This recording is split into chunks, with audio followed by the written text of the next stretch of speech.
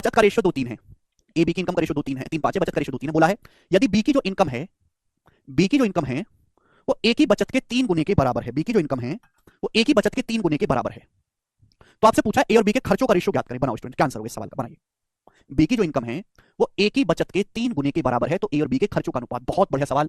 ऐसा सवाल मैंने आपको परसेंटेज में भी करवाया था, ठीक है ना, पर मैं यहाँ पे फिर से बता रहा हूँ, बहुत इंपॉर्टेंट लैंग्वेज है। दो लोग हैं बच्चों, ए और बी, दो लोग हैं ए और बी। उनकी मंथली इनकम का, आई मतलब इनकम, उनकी इनकम का रेशियो 3:5 है, 3:5। ठीक। उनकी बचत का रेशियो जो है, उनकी सेविंग्स का जो रेशियो वो 2:3 है, सेविंग्स का जो रेशियो 2:3 है। सवाल में पूछा ए और बी के खर्चों का रेशियो क्या होगा, खर्चों का। तो खर्चों का रेशियो कैसे निकालेंगे, एक्सपेंडिचर का रेशियो क्या आएगा, एक्सपेंडिचर होता है इनकम माइनस सेविंग, खर्चा निकालना है तो इनकम में से बचत घटा दीजिए। तो ये दो रेशियो हैं, लेकिन मैं रेशियो को ऐसे नहीं घटा सकता, रेशियो को ऐसे नहीं घटाया जा सकता जब तक दो रेशियो को कनेक्ट ना किया जाए। भाई ये इनकम का रेशियो, बचत का रेशियो, दोनों रेशियो अलग अलग हैं, ऐसे थोड़ा ना जोड़ सकते, रेशियो को आपस में तो जोड़ सकते, पर दो अलग अलग रेशियो को जोड़ घटा नहीं सकते जब तक दोनों रेशियो को आपस में रिलेशन ना बिठाया जाए, कनेक्ट ना किया जाए। उसी के लिए वाली लाइन दी है, बोले बी की जो इनकम है ए की बचत का 3 गुना है, बी की जो इनकम है ए की बचत का 3 गुना है, बी की जो इनकम है बच्चों ए की बचत का 3 गुना होनी चाहिए। अब मेरे दोस्तों ए की बचत है 2, ए की बचत कितनी मेरे प्यारे भी 2, अब 2 का 3 गुना यानी कि बी की इनकम 6 होनी चाहिए, बी की इनकम तो 5 है, बी की इनकम तो 5 है। अब 5 को अगर 6 बनाना है तो कैसे किया, क्या करें बताओ, 5 को अगर 6 बनाना है तो क्या किया जाए, जवाब दीजिएगा स्टूडेंट्स। भाई ए की जो इनकम है मेरे प्यारे भाई, यहां से 2 है, सॉरी ए की जो बचत है, बी की इनकम ए की बचत के 3 गुने के बराबर है, तो ए की बचत 2 है, तो 2 का 3 गुना यानी कि 6, ये बी की इनकम बनना चाहिए। यहां तो ऐसा नहीं, तो 5 है, तो 5 को अगर 6 बनाना है तो क्या करा जाए, दो रास्ते हैं, या तो 5 को 6 बनाना है तो इसको 1.2 से गुणा कर दो, इस पूरे रेशियो को 1.2 से गुणा कर दो, या मैं दूसरा रास्ता बताता हूं, टेक्निक सुनिएगा मेरी, जो मैं आपको टेक्निक बता रहा हूं, ध्यान से सुनिएगा, लॉजिकली सुनिएगा।